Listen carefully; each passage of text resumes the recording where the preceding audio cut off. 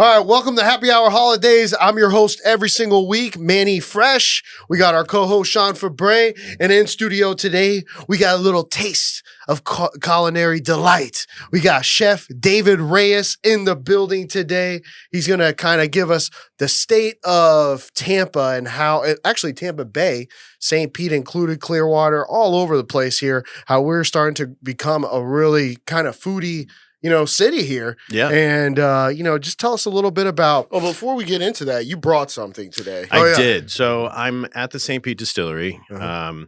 the chef there, and it's very exciting to be there because they have a lot of projects brewing, Pun or intended. distilling, actually. And one of the projects they've just released is an agave spirit. Technically a tequila. We can't call it tequila if it's not made in Tequila, Mexico, right? But the agave is from Mexico. It was matured in barrels for 4 years. That would make it a super añejo. It's delicious. Oh, Yeah. Let's get a taste of Wait. it. That's interesting, though, David, that you can't call a tequila A tequila unless it's from Mexico, right? Made in Tequila, Mexico. More specifically, Tequila, Mexico, which is in Jalisco. And there's a lot of agave in that area, and All right. specifically blue agave, which that's what this is. Damn, that smells good, man. So barrel aged in whiskey barrels. What is that one called? So this is called our agave spirit, basically. Doesn't have like a particular name. Doesn't have a particular name. It's very anticipated. I've been tasting this for the last 3 years. Since I started visiting the distillery, and it was fun to go back, in the barrel warehouse and have Warren, the master distiller, kind of pull out a sample, and we taste it. I'm like, man, this is good now. Like, what are we waiting for? And then 3 years later, it's even better. And I think they did a great job. As an agave spirit, there's actually other agave spirits in Mexico, because they can't call it tequila there too. And when you compare them. And I'm a huge tequila fan. I think I have more tequilas in my bar at home than anything else. And comparatively, this holds its own. This brings a very interesting level of just slight peatiness, and there's this sweetness from the agave still, but it's so interesting, and it makes a hell of a margarita. I can tell you this: it's very smooth.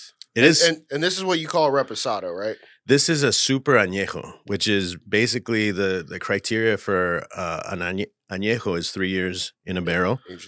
This is 4, so it's a super añejo. Does it get the color from the barrel then? It does, yeah, from the maturing process in smoked whiskey barrels.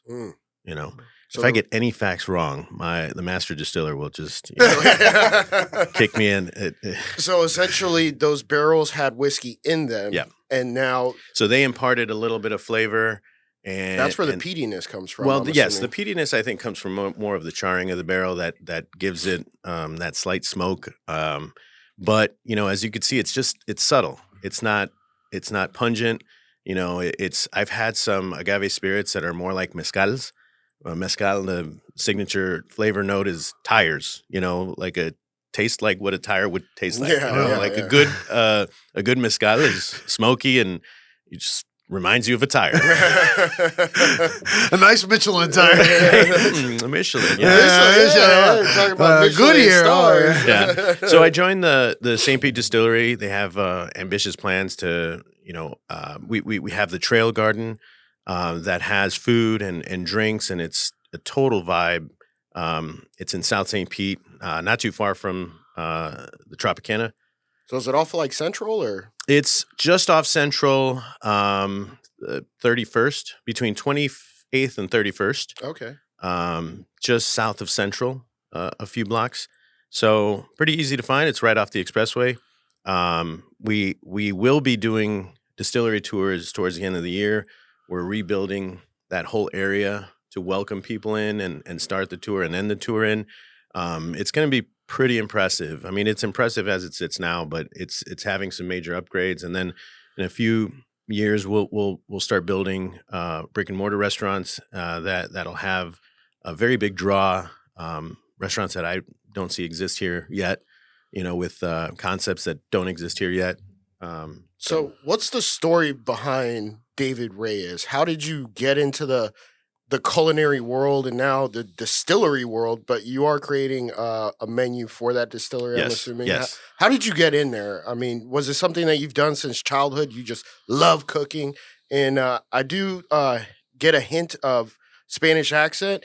So, what country were you born in the U.S. or were you born somewhere else? I was born and raised in Chicago, and I grew up in the restaurant business. You know, my grandfather had 3 restaurants growing up.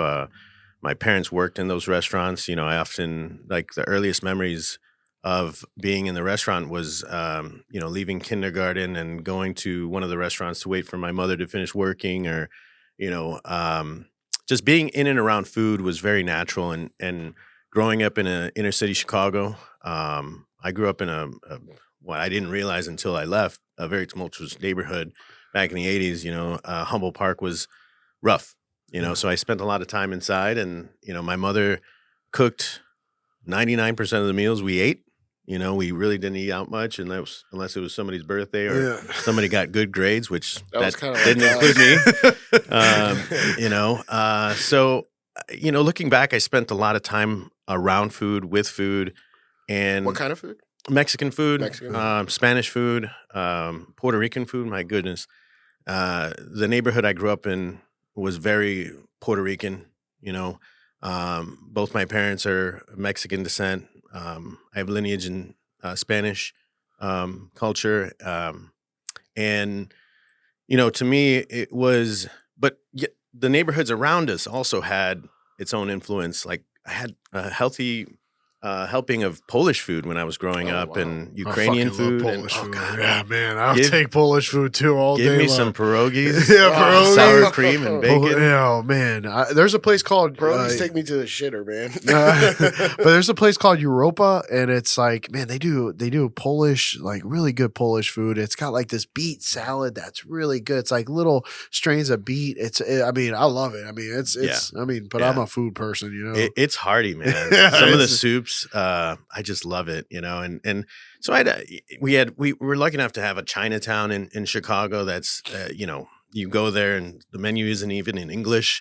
Oh, you shit. know, you always know you're at a good restaurant when you look around. You're the only non-Asian person in the restaurant, and the menu's not in English. So you just, all right, you take your chance, you point, and it's usually going to be really, really good, right? So, you know, I had a good upbringing in terms of the diversity of the kinds of food I ate and having my hands in food. So, after high school, I did a short stint in the military, and Thank you for your service. Yeah, thank you. I appreciate I got paid. Thank you. I got paid. I did get some benefits, dude. You know, it wasn't completely. But after that, I kind of did the only thing I saw myself ever doing was cooking, and I went to culinary school, and I met my wife there.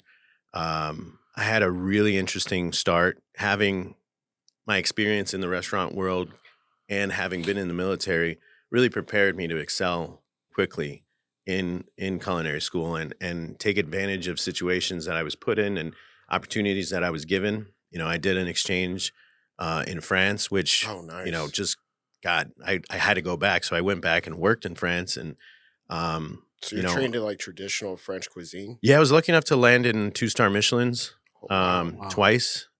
So, you know, living in London for a little bit, you know, traveling throughout the south of France into Spain and Italy, and experiencing food on a different level.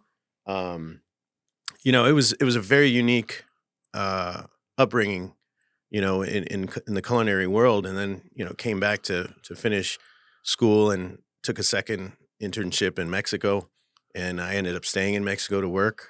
And that was a very diverse experience. You know, so then after culinary school, I took on some really big projects that led me to Louisiana, southern Louisiana, just outside of New Orleans. Which So is I somewhat spent. French cooking, isn't it? There is a heavy French 'Cause influence. it's like Haiti is like influencing Louisiana, and then Haiti's influenced by France, right? Yeah, I think, you know, if you look at the history of the Americas, you know, the influence coming from the East through Haiti, and you know, picking up influence from there, and down from Canada, from the French, you're looking at some of the oldest parts of America there, and there's still a very heavy French influence, but it's an old French influence. It's what France was hundreds of years ago, and even the French that's spoken there, the Creole French, it's much slower. It's actually easy to understand sometimes, and because I was lucky enough to kind of make my way into the bayous and meet people that were very, very interesting, and learn Cajun cooking there too, right? Cajun cooking, man.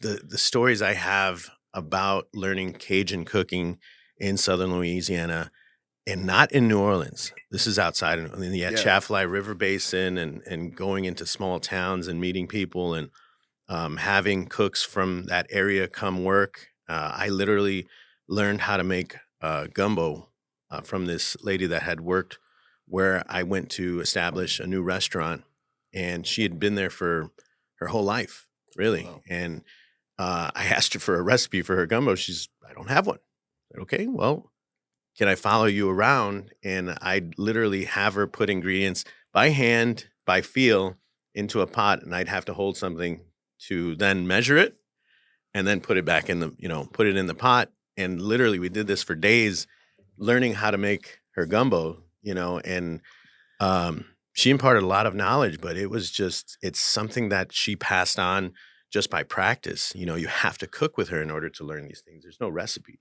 Wow. And so that I'll never forget that. I still use techniques and theory that I learned there in everything I do.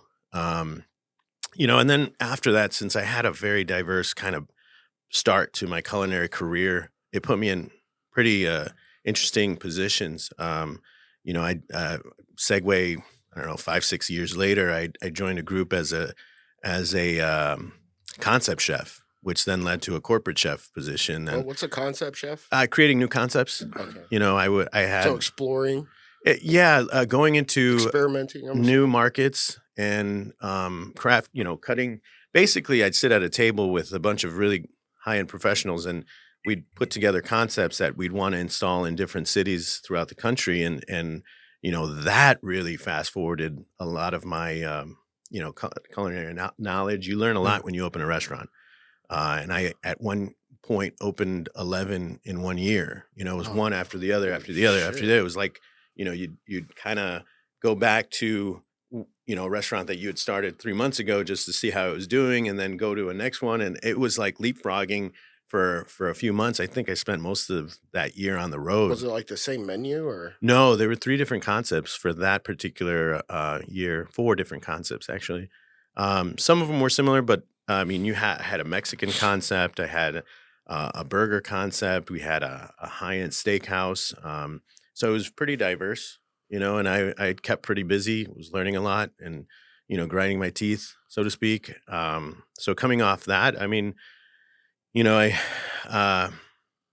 tried my hand at my own restaurant group after being with that corporate company for quite a number of years. My wife and I opened our own restaurant in Chicago, and we were grossly underfunded and, very ambitious, and continued to learn a lot, and made it through our first leg of our lease, and decided, well, this isn't going to work. It was just it was a good lesson, but we went on to do.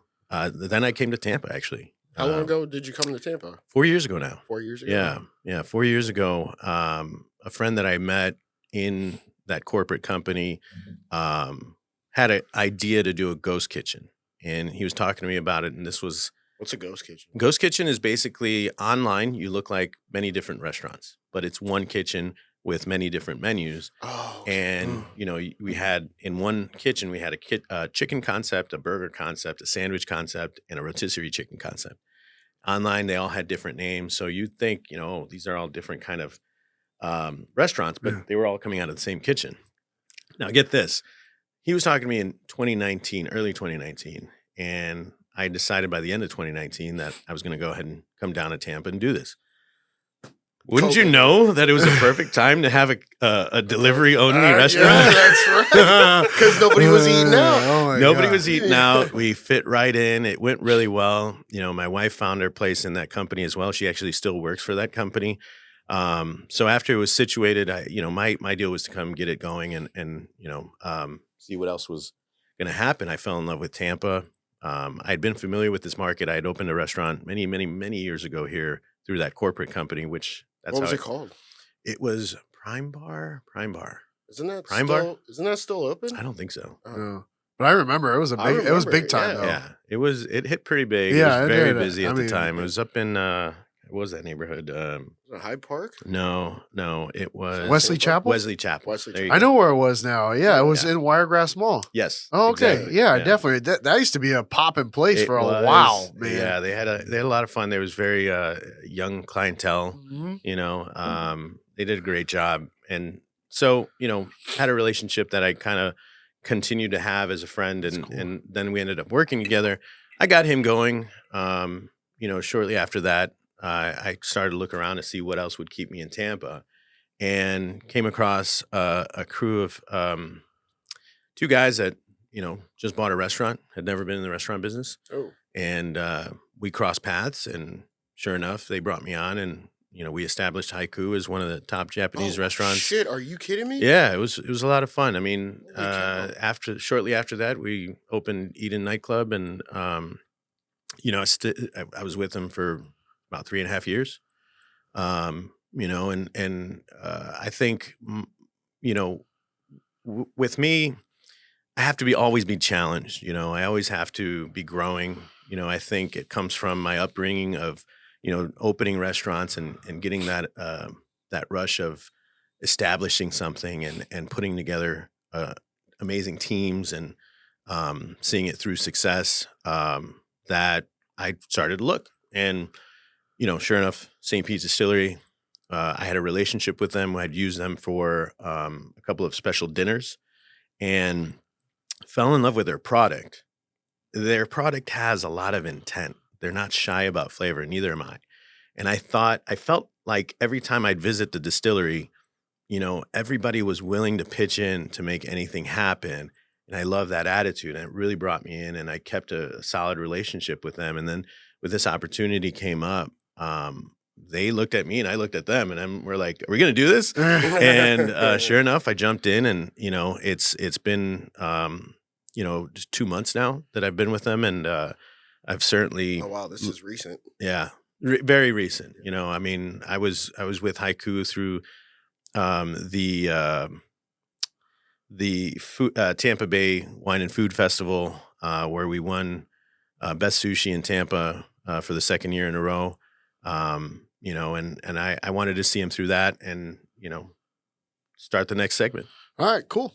And we get back with Chef David Reyes. We'll continue our story. I'm learning a lot about food and cuisines and everything. So we'll be right back. Like, comment, and subscribe. Thank you for listening, Holidazers, and tuning in. YouTube, Spotify, check us out. Thank you.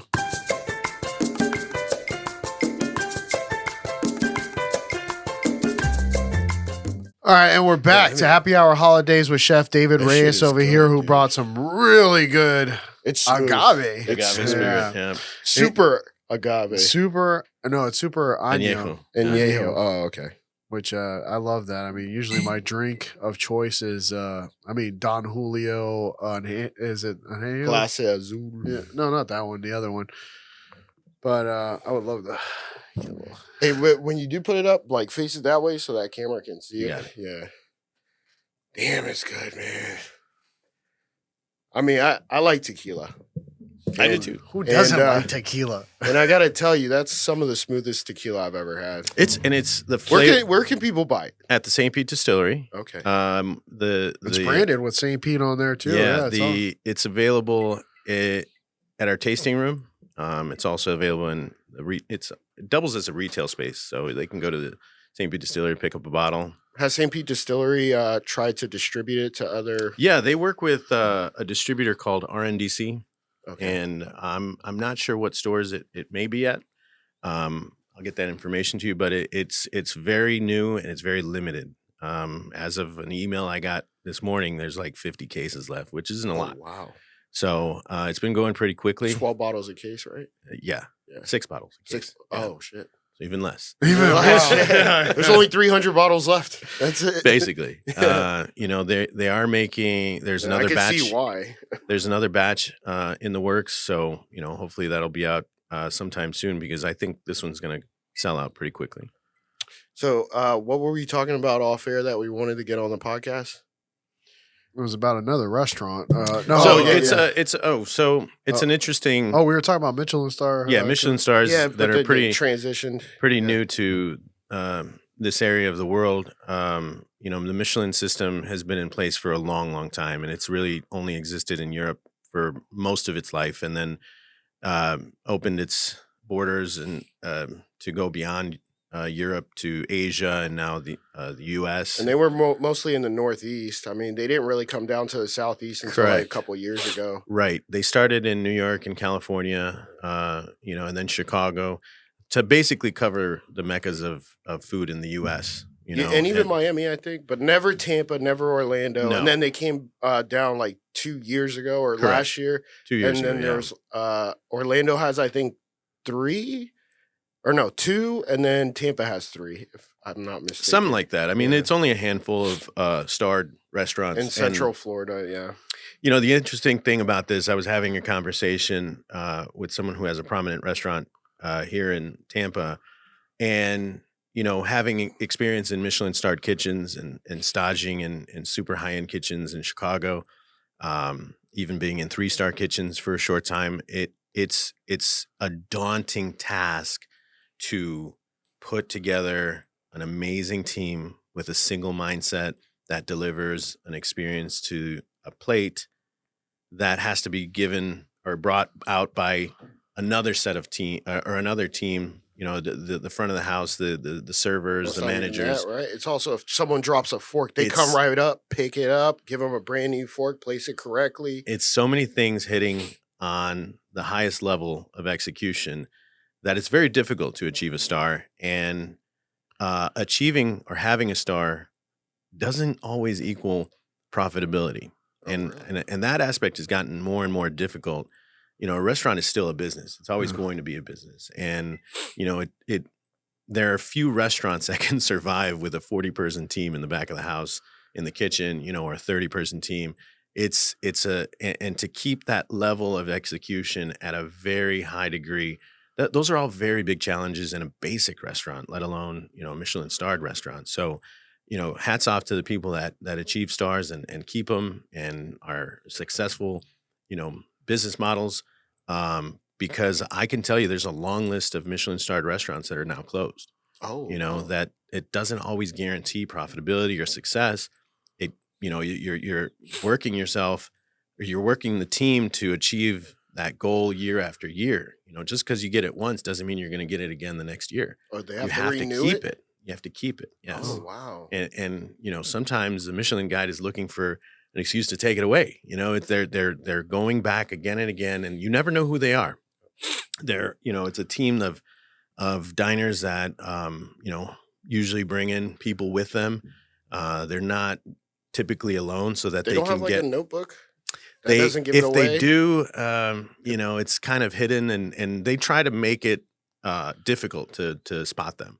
And they usually bring a group of people with them so they can see and taste a lot of different things, and it's a heavily guarded system. But yeah, I mean, keeping a Michelin star is as difficult as getting one, So the challenge is making that show possible. And the show, meaning the front, the back, the bar, the wine, everything hitting on all cylinders, and it's less reliant on the setting, but the setting does help. A beautiful restaurant is a little more likely to achieve a star. I always love this example of there was a restaurant in Chicago called Schwa. Love the restaurant, and they achieved a Michelin star. They didn't even have wine. Oh, wow. They didn't even have beer. It was just amazing food in a small room, like maybe 8 tables. And when I went there for the first time, they were blaring underground hip hop. I mean, it was loud, right? And I loved it, right? I'm sitting there with my date, and we're going through it. That's not what you expect from a Michelin star restaurant. No. It's the kitchen crew serves, right? So one of the kitchen crew comes out, delivers water, talks us through the menu. we're excited. There's another couple. It's a tight restaurant, so there's another couple right next to us, and a much older gentleman. And somewhere through the first few courses, he goes to the cook that's serving. He's like, "Hey, can you turn on the music?" And the cook, without missing a beat, says, "Oh, that's not for you. It's for us." I'm like, I like this place. I want to do something like this, So it's a good example of, when a restaurant just excels at one of those things, and, Michelin recognizes it. It had amazing food. The chef had an amazing background, amazing backstory. So the thing was, if you were in the know, you would bring them something to drink. A six-pack of beer. Yeah, the kitchen crew, a six-pack of beer, bottle of booze, So that was, it was kind of this underground thing. As a fellow chef or a fellow cook, you'd kind of bring something in for them, And the funny thing was, if they knew you were a culinary student, they'd charge you like next to nothing. Really? Yeah, they were really good people, man. That's. I wonder if it's still open, but it to me was one of the quintessential restaurants in Chicago. No, not at all. I mean, you'd walk out of there paying maybe $200 for a 5, 6, 7 course meal, and it was in the middle of the hood, man. There was a rim shop across the street. You can buy speakers next to that. A gun store, a liquor store. Liquor store, yes, definitely. So, it kind of bucked the system, and that's, I think, one of the things I loved about it. And it was all about, the experience almost for the cook. Yeah. And for the cook, a good cook just loves to take care of people. I wrote an essay for a scholarship going into culinary school. And the question was, why do you want to go to culinary school? And my answer, without hesitation, was, I want to recreate the experience of going to my grandmother's house to eat. Because when I went there, I sat down, and you never got up, you never needed anything. You left the table thinking, well, that couldn't have been better. If you got up to get yourself something, my grandmother would be like, whoa, what are you doing? I can get it for you. Yeah. And she had a very kind of old Spanish style way of serving, where everything was an individual dish, I'd get up and need to go to the bathroom, and grandma's like, why are you getting up? What do you need? I'm like, Grandma, I've got to go to the bathroom. So you can't help me with that one. It was. I mean, you can wipe for me. It was a selfless approach to service and food that I wanted to recreate for people, and to impart the notion that nothing's missing. And if you think about a great experience in a restaurant, you walk away with that feeling. Yeah. You couldn't have had anything better, right? And the only thing that was in your hands was the company you were with, right? So needless to say, I got that scholarship, and, off went, the start of my culinary career. And I think before I interrupted you, you were telling a story about how you were talking to somebody who's prominent in Tampa. What was that story going to be? He already did. We did that. It was basically about how Michelin-starred restaurants aren't necessarily profitable. And that profitability can be hard to achieve when you're Michelin star. Can't you just basically, and I don't want to say charge any price you want, but can't you really, in order to overcome the expenses or the expenditures of that restaurant, in order to become profitable? Or is that just taxing the customer for that star, and then maybe the customer is like, well, I don't know. You have to make it relative to the expectation. A great example, a Linea in Chicago charges upwards of, I think, $400 or $500. $350 is where their starting point is, I think. If not, it might be a little bit less for a tasting menu there. They have a few different levels of experiences. Their highest one, I think, is like $400 or $500 a person. What you don't know is that it takes about 30 people to deliver this, working together on time with the people delivering the food, and everybody's training is, to a very high degree. It makes sense, Then there's other restaurants that, might put a few pieces of food in front of you and say, hey, that's, $500. Wow. That's not going to last. I think people, especially, going into an economy where it's not as much, surplus of money and stuff, are very conscious of that. and you can only get away with it for so long. So, yeah, that's another challenge to, being a Michelin starred restaurant is you have to keep that high degree of execution and the perceived value of shelling out $500-600 a person. It has to be a curated experience through and through from the moment you walk in the door to the moment you leave. I mean, even the valet gets evaluated in a Michelin starred restaurant. Yeah. So we're talking about, it's not only just about the food, it's about the entirety everything. of the experience. That's exactly it. Yeah. And that's why I think the Michelin star system carries a lot of weight. It's not BS. You can't buy it. There's other awards in the culinary world that you can basically shell out enough money and you might be able to get it, right? Not going to mention any names. The James Beard? You said it, I didn't. Because on a lot of these cooking shows, and how about let's transition to a question like that. A lot of these cooking shows, I see a lot of the chefs are James Beard Award winners and blah, blah, blah, all this. By the way, that's a great way of not winning a James Beard Award is saying what I just said. But well, you didn't say it. I said it. You said it. I said it. So, I mean, have you ever thought about maybe competing in, Chopped or Beat Bobby Flay or Iron Chef or something like that, just to build your overall reputation amongst? And I don't know if a lot of people want to do this that are chefs, like become famous chefs, right? Yeah, like a Gordon Ramsay. Yeah, I was a big fan of those shows growing up in the culinary world. Then I fell out of love with them because they basically gave young cooks the wrong idea. That you're going to start cooking and become famous or a rock star or whatever it is. The other thing is that you needed time, right? And I've been so busy kind of putting my head down, getting to work, being dedicated to what I'm doing to carve out 2-3 months of my career to go do a show, and I'm not saying I wouldn't do it now.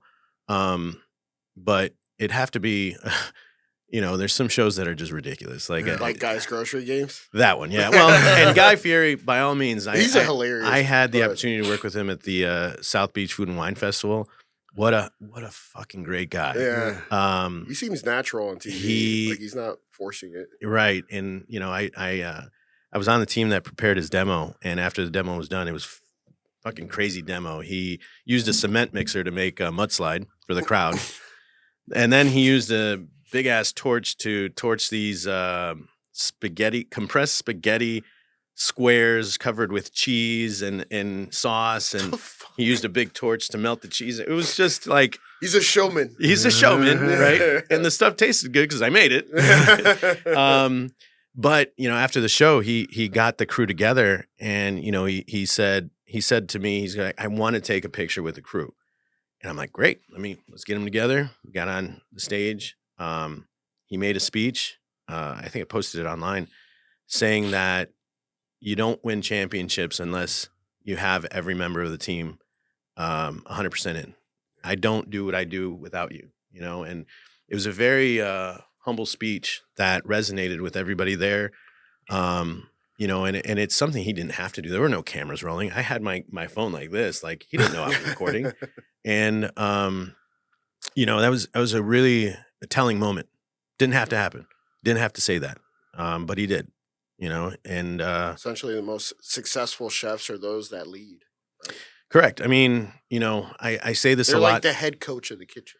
Absolutely. You got to think of it that way because, I've said this a lot more in the last couple years of my career. I'm more proud, more than any menu I've ever put together, more than any concept that I've ever put together. I'm proudest of the teams that I put together. And culture in the restaurant business is the most essential commodity you can kind of curate because it's going to be the determining factor whether or not you have turnover, whether or not you have attrition throughout the years. It's going to bring the whole team. Often there's a divide between the front and the back, and one thinks the other one doesn't work hard enough or whatever. That should never exist in a restaurant. You're all on the same team. Cross motivation, finding common goals should be a practice that restaurants have that often don't. it's often referred to as one of the most culture isn't at the utmost importance of a lot of restaurants. It's just getting through it, right? And it's a grind. It's a trade.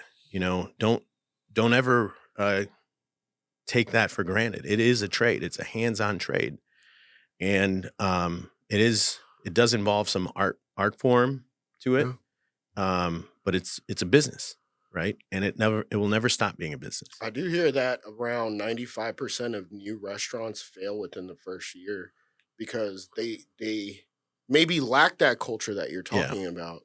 Is that something you've heard before? Oh, I think the statistic's closer to 50% for the first year and 80% don't make it to year 5. Okay, maybe that's what it is. Yeah. I'm going to take it from you. Well, I mean, you're the expert. If I look around, when we opened Haiku almost 4 years ago, there was a lot of restaurants that just opened right after COVID, and they're not here anymore. I mean, even restaurants across the street didn't make it. It's a very difficult industry. It's very volatile. It's often the reason banks don't fund restaurants unless they're already established. A lot of restaurants are self-funded, small business that, oddly enough, employ a ton of people and, prop up communities, whether they're chains or not. They're still employing local people, so it's just a very difficult business. And, I've been lucky enough to thrive in it, learn from it, put it to use. This is a badge of honor for me, looking back at one of the first restaurants I was a chef in, to see that most of the cooks went on to be chefs themselves, and some of them have their own restaurants. I'm very proud of that, more than any menu I've ever put together. And I know the people that showed me the way are proud of what I'm doing. So you got to keep that going. I like it, man. That's fantastic. I mean, that's somebody who takes pride in what they're doing. You're not working. You're living a dream. I am. You are? I am. Thank you for continuing to watch Happy Hour Holidaze. We'll be right back with Chef David Reyes. And make sure you like, comment, subscribe, Instagram, social media. Check out our Friday features. We'll be right back.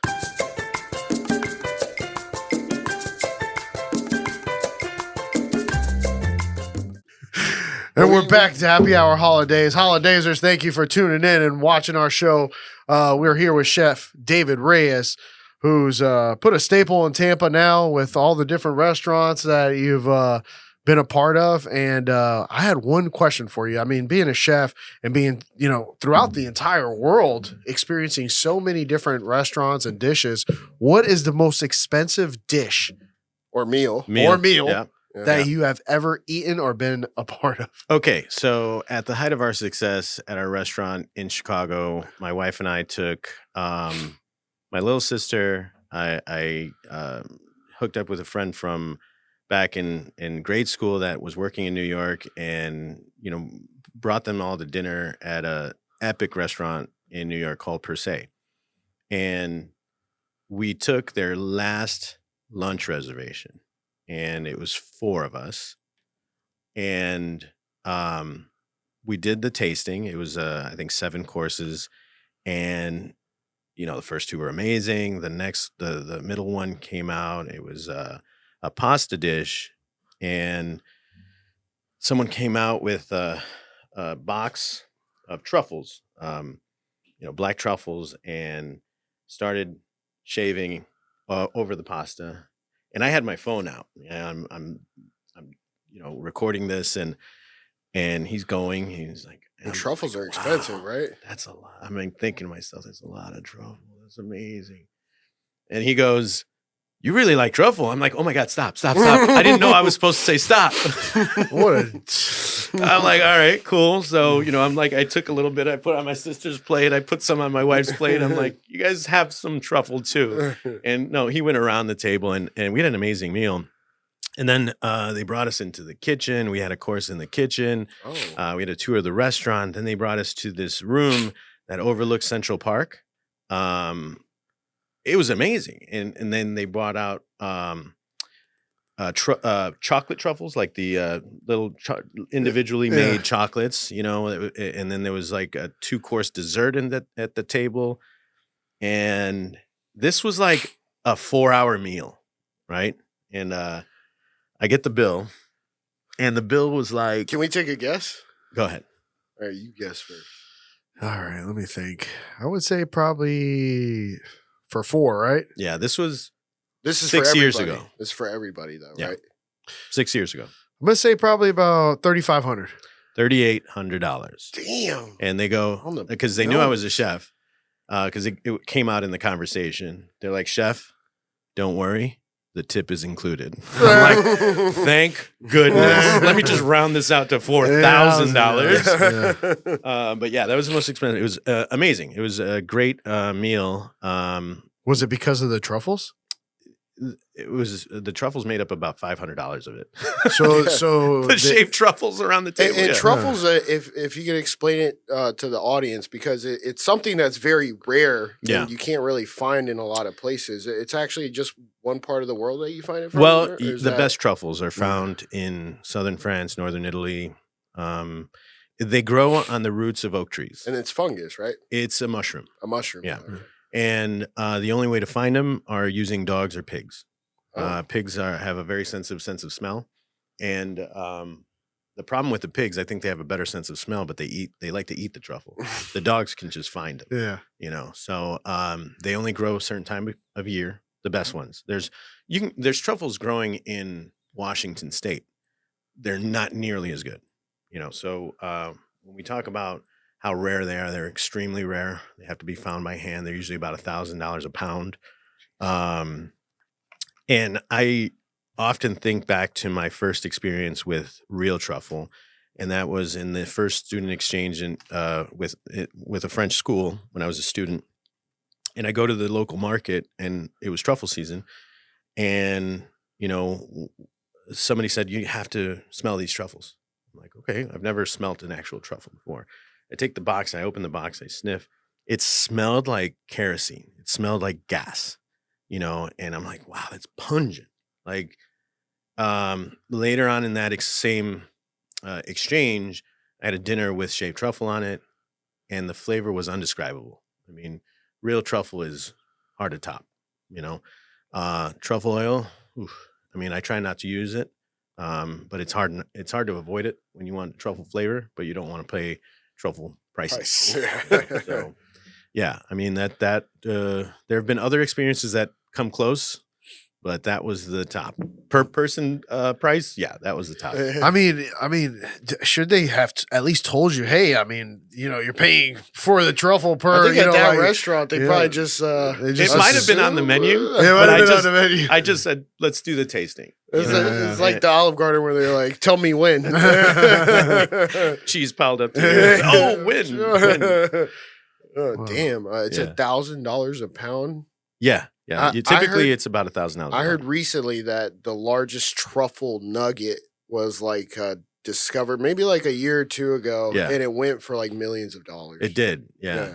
That's crazy. I mean, it's an ingredient. It's like tuna in Japan. I mean, I read about $1 million tuna that's 800 pounds, and I'm thinking to myself, how are you going to make money off that? I know. Like, how much do you have to sell an ounce or a gram of tuna for at that point? What Yeah. restaurant is buying it? Is the real There, question. there are restaurants in Japan that definitely would be able to sell that. No shit. Yeah, they're just it's a sought after experience, and in Japanese culture, they appreciate the leaner parts of tuna, whereas Americans appreciate the fatty. fattier parts of Yeah. tuna.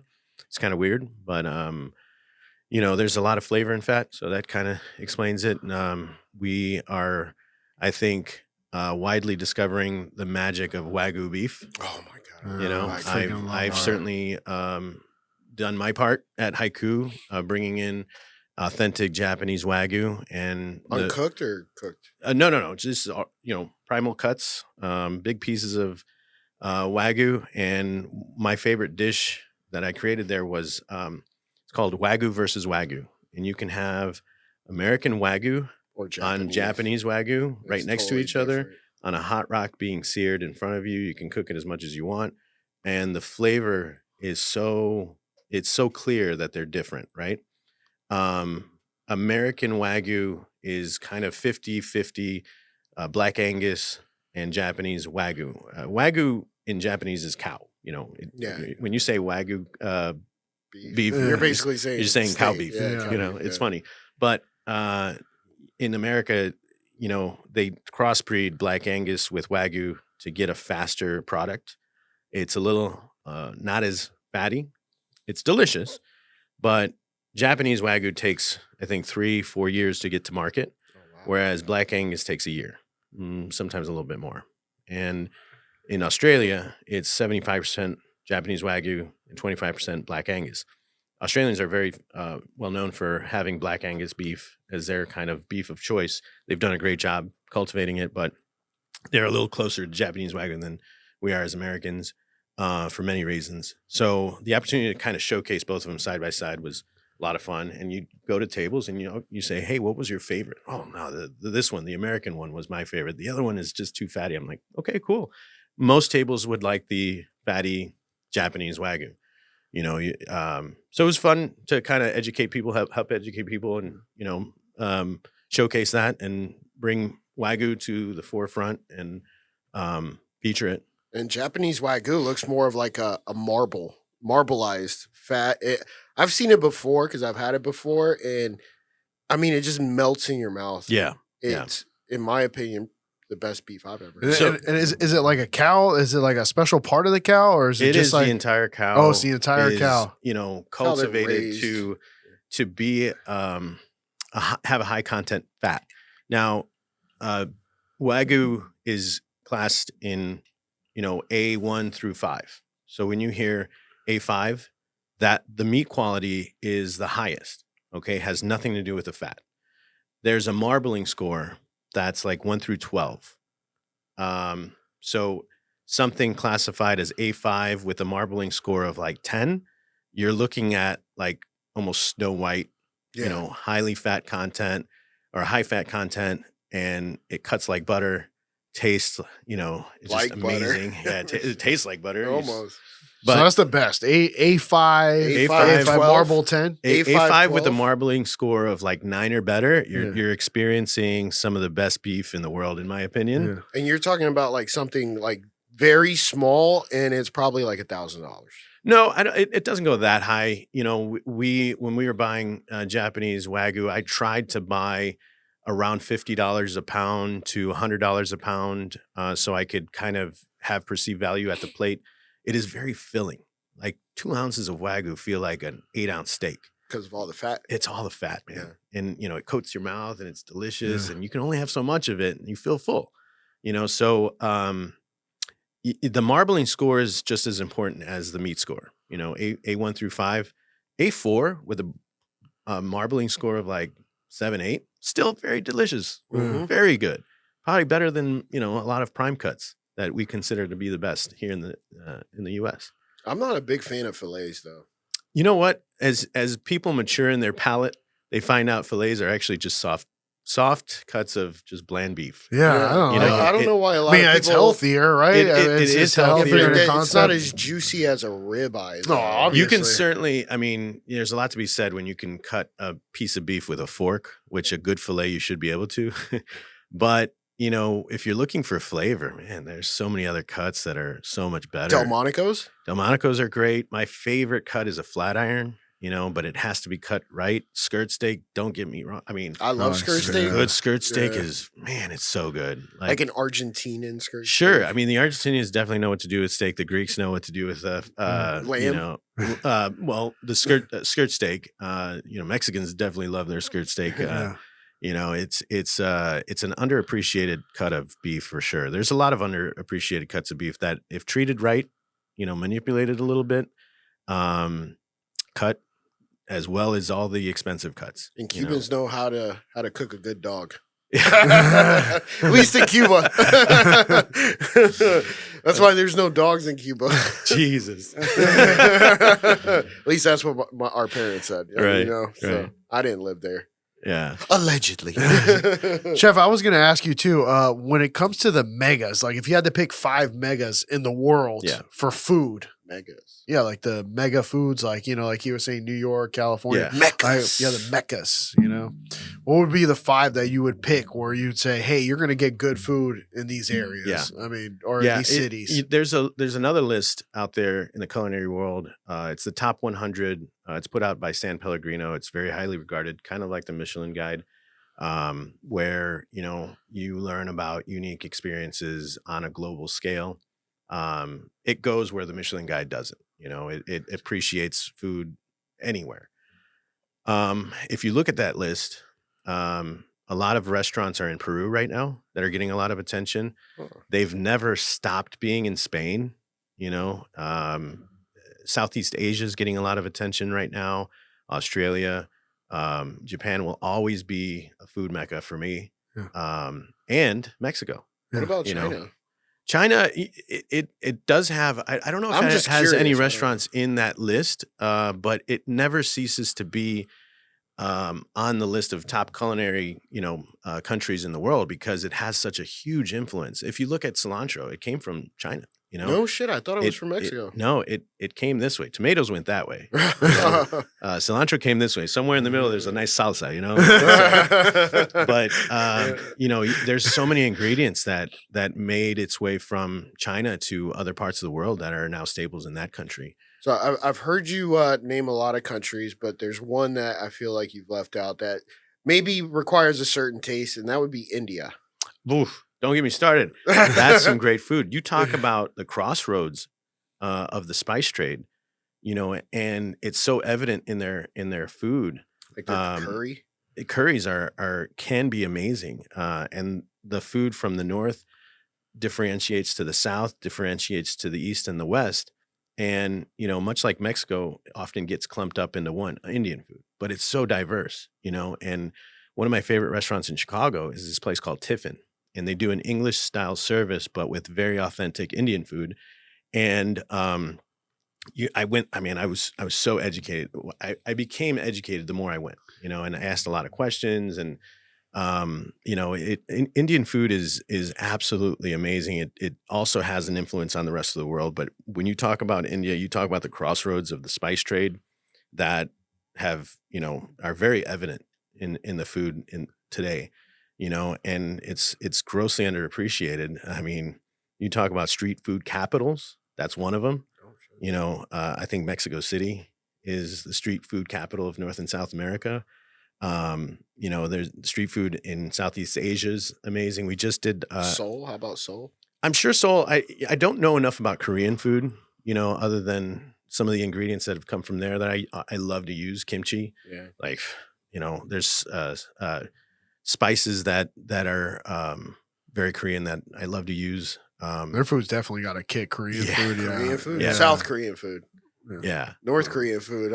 You ain't getting no food from North Korea, bro. Leaving happy there. Yeah. Kidding to all those North Koreans. But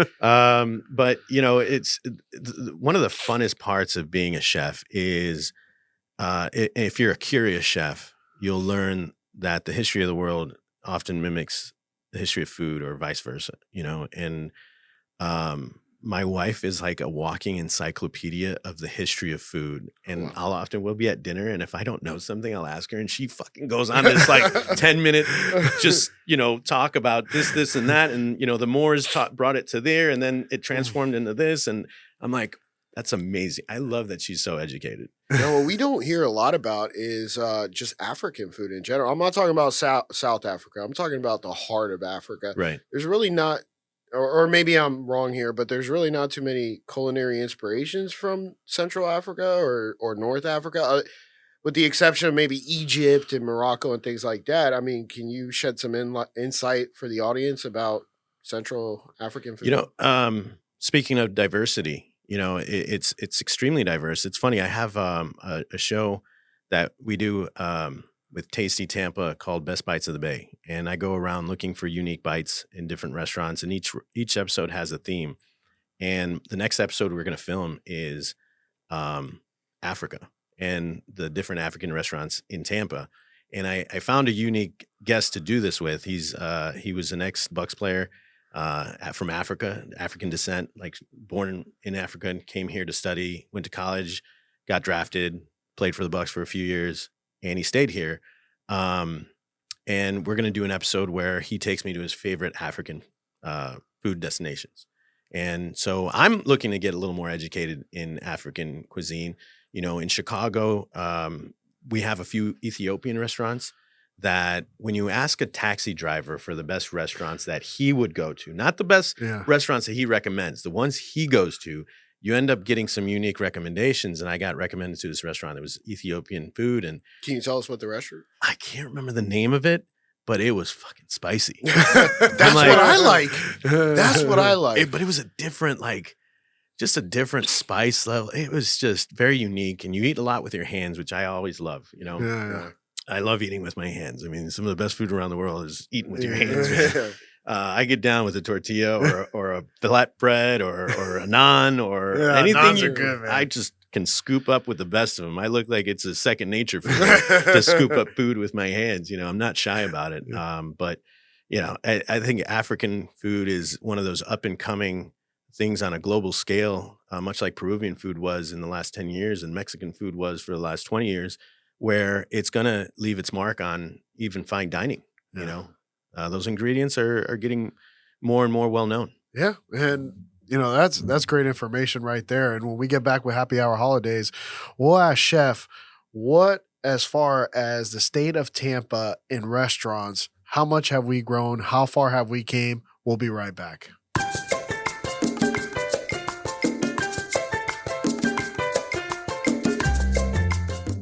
All right, we're back to Happy Hour Holidays with Chef David Reyes here. And we were kind of talking about the state of Tampa, basically the scene of restaurants in Tampa, and what would be some of the great restaurants that you would recommend that might not be something that everybody knows about. You know, we're talking about restaurants that, like myself, I go out on dates with my wife and I'm trying to find somewhere that isn't like a mainstream restaurant that everybody would know about, but I want something special. I mean, what would you say some of those are, Chef? I think, first of all, I mean, it might go without saying that Tampa culinarily is exploding. Yeah. It's been fun to be a part of it, but also fun to witness. Because I only have 1 degree in culinary, but I have many degrees in eating. I'm as a professional eater. I'm as good. it I'm on comes. that one too. Many stripes, having eaten many meals. You'd be a general in I'd be eating. a fucking general in the eating army. So, you know, it's been fun to witness that, having come from, you know, Chicago and I would go to New York religiously to just visit new restaurants and old restaurants and eat. That's big coming from you, Chef, because you've only been here for what, 4 years 4 now in years, yeah. Tampa. So for you to say that it's exploding Yeah. in such a short period of time Oh, yeah. of being here, it makes me proud of my city. Yeah, and you should. I mean, it already had great staples. You know, it already had an amazing food scene. It's being elevated to a different degree, and you know, there's a lot of chefs that, you know, are really bringing it, and it's fun to create a camaraderie with them. You know, I come from a city that chefs support each other. You know, there was no competition. It's sharing guests. You know, it's sharing experiences and becoming better through it. And you know, I'm seeing that now in Tampa and having fun getting to know some of the other chefs through events like the Tampa Bay Wine Food Festival and other charity events throughout the city. You know, some of my favorite restaurants, you know, Pont, Rooster and Till, Supernatural Foods. If you haven't been there, they're fucking donuts in the morning. They always run out. They always run out. No way. They're so good. And he makes it's so simple, but so well executed that, you know, I love going there. I used to love going there for lunch because it's right around the corner from Haiku. Can you tell me the location for Ponds? Yeah, Or- but yeah, or that's the one I'm looking up right now. It's yeah. called, it's spelled Ponte, Yeah. Modern American. Yeah. And where's this at? It's in Chef? Midtown. Midtown. Yeah, it's in Midtown. yeah, So Midtown. that one was in Midtown. It's closed right now. Because Roast- No. It's not. Well, it's right now. right now it's closed. Yeah. Rooster And when I say Till- closed, I just mean hour of the day. Yeah. Yeah, hour Rooster of the day. Until Seminole Heights. Seminole Heights. Yeah. And then the third one that you had. Supernatural Foods. Yeah, Supernatural You know, Foods. I love the guy. I've never heard of that one. Where's that one located? That one is downtown. Right. What is it? Franklin and. What is it? Tampa? No, not Tampa. Supernatural. Franklin and near Cass. All right, yeah. you know, General right area downtown. is always good. So, you know, there are so many other restaurants. You know, there's another one that does dumplings and Asian dumpling? Asian dumplings, and it's out. Oh, It's what is that one it's called? Tiger something. I'm gonna kick myself for not remembering their name, and shout out to them because they're one of my favorite stops. All they do is dumplings, and some of my favorite things in the world are dumplings. Yeah. Mine too. Between Asian dumplings, empanadas, anything that's bread or dough with something inside that's delicious. Sign me up, man. So there are so many new restaurants that are coming into the food scene that are kind of bringing another level and then another level and then another level, and it's making some of the other restaurants kind of step their game up, and it's always a challenging Lucky thing. Tiger? Lucky Tiger, that's it. Tiger spelled Tigre. Yeah. It's that one's in downtown I had as well. Another chef take me to that one, and man, ever since then I love going there. It's a Filipino restaurant, and it is located fuck, man. Downtown Tampa, general area? No, it's more off of Howard. Yeah. There you go. Okay. So it's fun to witness all this because I love eating. I think when people ask me what I miss about Chicago the most, it's being able to get noodles at 2 a.m. and being really good. Yeah. Or being able to get tacos at 3 a.m. And being really good. And being really good. I do miss that, but it's Tampa is exploding. It's making its mark on a national scale. The Cuban culture here is super strong. The cigar culture is super strong. It's becoming well known. That food and wine festival I keep referring to is a big deal. To put Tampa on the map on a national scale was a lot of fun. It's very well organized. It brings chefs together. I don't think it realizes how important it is, because I've now met more chefs through that event than I have just going around town. Where's that event at, by the way? Is it in Busch Gardens? No, they have their own festival. Oh. But this one is right downtown at Curtis Hickson Park. Oh, okay. They have a chef showdown that happens. That's a lot of fun. And then the next day is a grand tasting, usually on a Saturday, middle of the day. And you get to meet a lot of chefs and, taste their food. But it's important for events like that to bring a community together, not only for the public, but for the community itself, and it's been a lot of fun to be a part of that. And now going into St. Pete, getting to know chefs in St. Pete and Clearwater, you realize that there's more beyond Tampa. Oh, yeah. Definitely. One of my favorite restaurants in St. Pete is Alelo. Alelo, if you haven't been, is surprisingly just so good. It's tiny inside. Yeah. They have a huge patio, and I've been there about 5 times, and I haven't had a bad meal yet. And if the food scene in St. Pete keeps growing the way it is, that's going to be good. Do you know how to spell it? Allelo, I think. Yeah, no, I mean, St. Pete is booming within itself, and so is that downtown, St. Pete area. Yeah. I mean, I've partied a million times down there First Friday. I can't believe they did that. They don't do that anymore, huh? Listen, and it doesn't have to happen because it kind of just automatically happens, right? Keeps going. It's still a lot of fun to go down there on any given night of the week, really, in that little area that had all those bars. Yeah. It's unassuming. Like, it doesn't make a lot of noise on a regional scale, but it's a lot of fun. Oh, and I went so far as I bought. I'm taking my wife to a lot of these. Yeah, she's gonna be definitely blown go away. to Alelo. It's really good. It's Allelo. Right. For And, the audience out there. I bought my house in St. Pete, just north of downtown. I'm a huge baseball fan. Oh, yeah? So don't tell my wife. So but- go Rays. So I've adopted the Rays as my second favorite. Go Chicago. I'm a Cubs fan. I'm a Cubs fan. I knew it was going to be the Hey, Cubs. you know who won the World Series for the Cubs? Tampa Bay Rays coach, man, John Madden. Not only that, but Chris Bryant. Not Chris Bryant. He played. He was a utility player. He played for the Rays for many, many years. I just bought a signed ball by who him. you're talking about. He had blonde hair. Yeah, and then Or he went brownish hair. to Kansas City, won a championship there. Then he came to Chicago. We're talking about a while ago. I can't. I'm blanking on Dude, his name. so am I. I bought a baseball signed by him at Wrigley when I was there a couple weeks ago, And I'm like trying to collect all the 2016 players' signed balls. Yeah. And I was like, I need that. And Yeah, that's the only sport I don't watch that often. You Really? know, yeah. If you tell me anything else, I'm usually really good, but baseball's the Baseball, only one I haven't A little really. bit tough. it was my first love. Growing up in Chicago, the Cubs were really smart. They sponsored my little league baseball team. Oh. So in the league, right, in Humboldt Park, they had like I was on the A's. Yeah, But there was no Cubs, there was no Sox because they didn't want people like the kids fighting over Yeah, being on the Cubs and the yeah, Sox. But the Cubs sponsored, everybody had a Cubs logo on their shirts, right? Because they sponsored Little League. And yeah.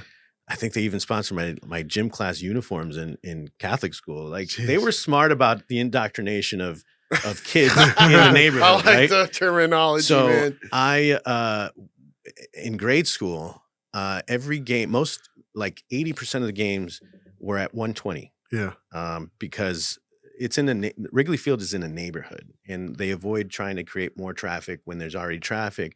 So most games, and they only permitted them to have like certain amount of night games, right? So most games are at 120. And I got out of school at 2:30. So my friends and I would ride our bikes to Wrigley Field, about a mile and a half away. And if the grounds crew left a door open in the right You field, get in for free. no, you could see most of Oh. the field. Like you could see like about 2/3 of the field. And, the shortest one would go here, and then the next one, the next one. It's like a little, Yeah. a stack of stadium seating almost. kids. We would just sit there and watch part of the game. And then we learned that if after the 8th inning, they stopped checking tickets. So we would leave our bikes outside. And this was like early 90s. Yeah. We'd run in and, watch the last few innings of baseball. So to say the least, I was a Cubs fan through and through. I think I was like 6 or 7 before I realized there was another team in the city. I know. That's what I was Oh, thinking. shit. How does that happen 'Cause with you have the Chicago with White Chicago? Sox Like and the Cubs. who picks Chicago White Sox and who picks the I Cubs? think you're just born into these things, Yeah, you're just or born- it's whoever becomes on your radar first. Which I think you know, everybody Did in they have Chicago a different loves the stadium? Cubs. Did they have a different Oh yeah, stadium? yeah. They're Oh, that's one's on the probably south why. side, one's on the north side. So whichever one you live closer to, I'm assuming. One's a lot more fun than the other. One has better fans than the other. That was crazy, huh? During the Sammy Sosa time, when they were, So that must have been a crazy one time. of the highlights of my young baseball Cork life bat. was was going in. I think it was one of those times where I walked in after the 8th and literally like went behind home plate and I grabbed the first seat I can find because they weren't as strict back then. Yeah. And I watched Sammy Sosa belt a home run to Yeah. left field. So the funny thing is, I never rooted against the Sox, and I often tell people this, and they're like, bullshit. No, Yeah. in 2005, it was last year culinary school, and I bought a ticket to the second home game of the World Series where the White Sox were playing the Astros. No shit. And the seats I sat in, it was the last row of the last section in left field. They don't exist anymore because they were too dangerous to sit in. Oh my god! It like I literally was like, just a few seats from the end of the last section all the way up in I mean, they were talk about nosebleed seats. I think I paid like $60 for them. I wanted to witness a World Series because I figured growing up this long, Will never and happen again. it'll never happen again Yeah. because I'm a Cubs fan. So I got to go. I bought a Sox hat. I still have it. Oh, the only Sox hat. traitor. The only Sox hat I have. So I've since always rooted for the Sox unless they're playing the Cubs. They're in opposite leagues, so it really, Yeah. I don't understand this hatred in the city, right? I think if the Sox went to the World Series again, I'd root for them through and through. Might even buy another hat. But to say the least, I grew up as a Cubs fan, and I follow them. And I mean, they're coming to the Trop next week, so I'll be there all 3 games. But to be in a city that has embraced baseball and that has a really good team, I'll say this till I'm blue in the face. One of my favorite things in professional sports is when the smallest payroll beats the biggest payroll in baseball. Oh, when does that happen? When the Rays beat the Yankees, yeah. I but fucking not in the love it. world. Yeah, I know. but- That's true. Fuck, It's bro. because you put sometimes 5-6 times more money into Yeah, a team. It's It's that Moneyball. comes- It's Moneyball. Did you watch that movie? Moneyball. I love that movie. Yeah. Oh, it's Yeah, I love that great. movie. Oakland A's went 20 game win streak. Yep. And then the Rays, I think last season ago went Yeah. 13 straight. To start the Yeah. The season, I think Yeah, they went yeah. like 20-5 or something like Yeah, that. yeah. It's just fun to witness good baseball. And when I go, man, I've already been to like Did you see the new 6 Rays stadium games. they're beating or I- building? It's like there's- 1.4 billion, and it's got. Have you seen it? I'm The quietly, renderings? yes, and Yeah. I'm quietly rooting for the Rays to stay in St. Pete because I Ah, bought a I house want there. them to come over I here, know. bro.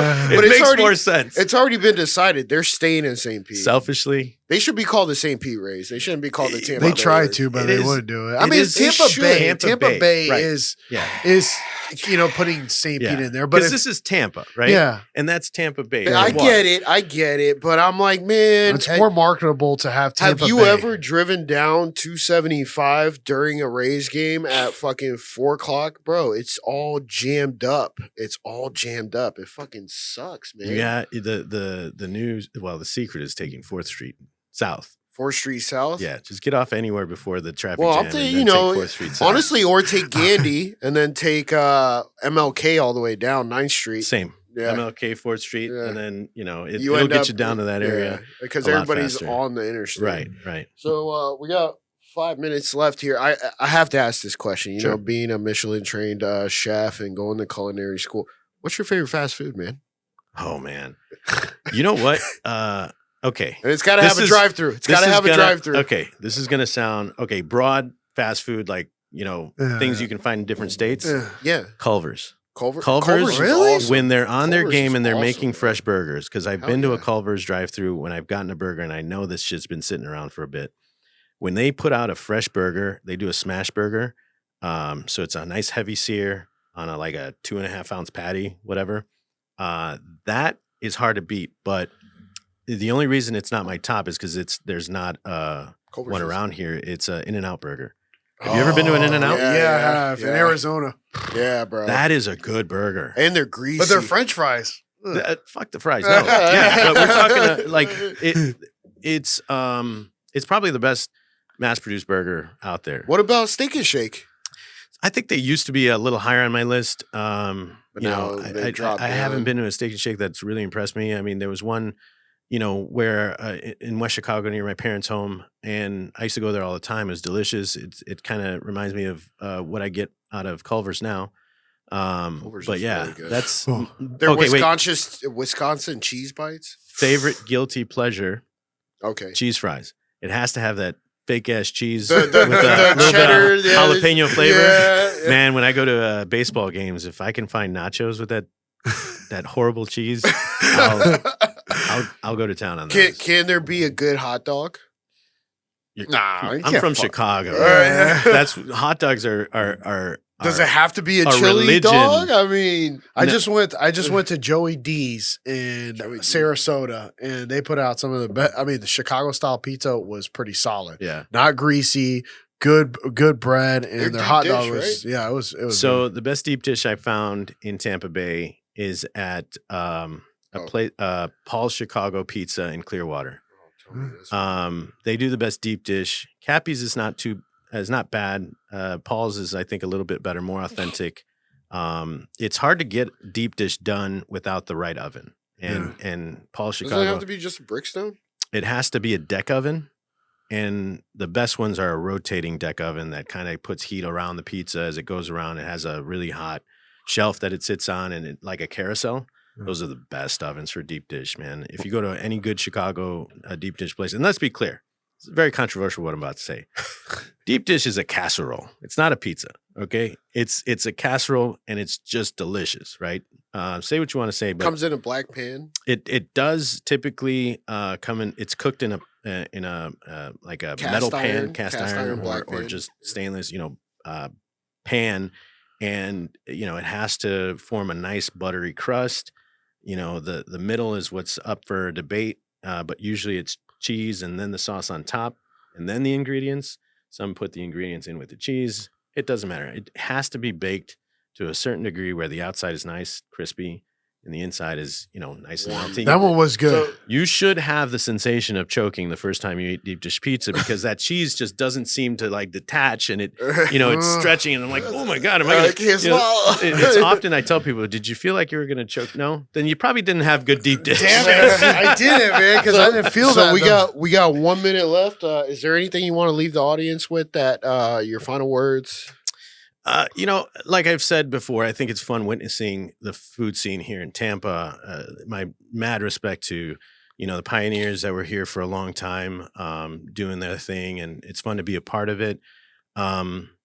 Just culture and the importance it plays in the restaurant industry in this day and age. I often tell people, I'm not going to be able to pay you enough what I think you're worth. You're probably not going to make what you think you're worth. And I think the only thing you can make up for is culture, giving them a sense of place, and putting together good teams is learning about who's working with you, what their kids' names are, when their birthdays are, what motivates them. Stuff like that is, I think, going to continue to make the difference in the restaurant scene, and making your team a part of your success. That's what I tried to do at Haiku, and, continue to do in St Pete Distillery. Well, I love it. Thank you so much, Chef, for being on our show, man. We absolutely enjoyed it. We learned so much. Please, And we got to go like, comment, and subscribe. Bye.